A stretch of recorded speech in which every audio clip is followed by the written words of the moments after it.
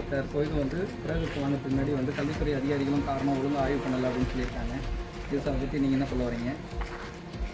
பெற்றோர் ஆசிரியர் சங்க தலைவர் மீதும் குற்றச்சாட்டு வச்சுருக்காங்க, பில்டிங் கட்டினவர் மேலேயும் குற்றச்சாட்டு வச்சுருக்காங்க, தலைமை ஆசிரியர் மீதும் குற்றச்சாட்டு வச்சுருக்காங்க, கல்வித்துறை அதிகாரிகள் மீதும் வச்சுருக்காங்க.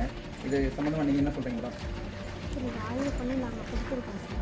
ஆய்வு பண்ணி நாங்கள் ரெடிமேட்ஸாக கொடுத்துருக்கோம். 8 lakhs இந்த பழுது பார்ப்பு பண்ணிக்காக சேங்ஷன் பண்ணியிருக்காங்க சார். இல்லை மேடம், கவர்மெண்ட்டில் வந்திருக்கு சார்.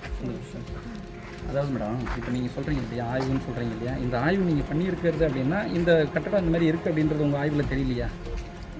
இப்போ 10 வருஷம் தான் ஆச்சு அப்படின்னு சொல்லியிருக்காங்க. சேங்ஷன் பண்ணியிருக்கீங்க. அப்போ இந்த கட்டடத்தை ஏன் பயன்படுத்தினாங்க? அப்போ பயன்படுத்தலாம், மாணவர்கள் எப்படி போனாங்க? சரி மேடம், அப்போ மாணவர்கள் அங்கே வரும்போது அதை எச்சரிக்கை செய்ய வேண்டியது யார்? ஏன்னா அவங்க வந்து பெற்றோர் தரப்பில் வச்ச குற்றச்சாட்டு வந்து தலைமை ஆசிரியரும் இந்த பெற்றோர் ஆசிரியர் சங்க தலைவரும் அப்படின்னு சொல்லி அவங்க காரணம் சொல்லியிருக்காங்க.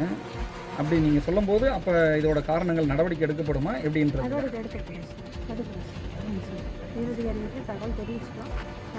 மாணவர் தரப்பில் என்ன வாக்குறுதி கொடுத்துருக்கீங்க மேடம்? பாதுகாப்பு, மாணவருடைய பாதுகாப்பு முக்கியம் சார். பாதுகாப்புக்கு உறுதி செய்யணும். இதேமாதிரி இப்போ அடுத்த மாவட்டம் ஃபுல்லாக இருக்கிற இந்த கட்டடங்கள்லாம் இந்த மழைக்காலங்களுக்கு இந்த காலங்களில் கட்டங்களில் வந்து விசாரணை செய்யப்படுமா? எல்லா கட்டிடமும் ஆய்வு செய்து எல்லாத்தையும் நம்ம உறுதி செய்யணும் சார். நம்ம பிடபிள்யூல ஸ்டெபிலிட்டியும் நம்ம எல்லாருக்கும் கேட்கணும். அதிகாரிகள் வந்து ஆய்வு பண்ணுறாங்களா? பண்ணுறாங்க, உறுதிப்படுத்தப்படுது. கண்டிப்பாக. சரி, நன்றி.